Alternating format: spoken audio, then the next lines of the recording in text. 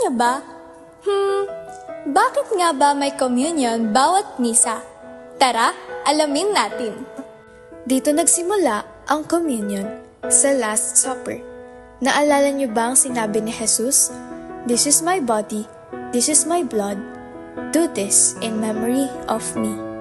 Naniniwala tayo na ang tinapay at alak ay nagiging tunay na katawan at dugo ni Kristo.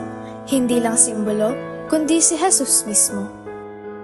Nagko-communion tayo para makiisa kay Jesus, palalimin ang ating pananampalataya at sumunod sa kanyang utos.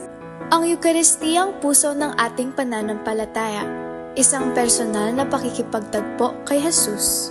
Kaya sa bawat misa, tandaan natin, hindi lang tayo basta nakikinig. Tinatanggap natin si Jesus. Do this in memory of me.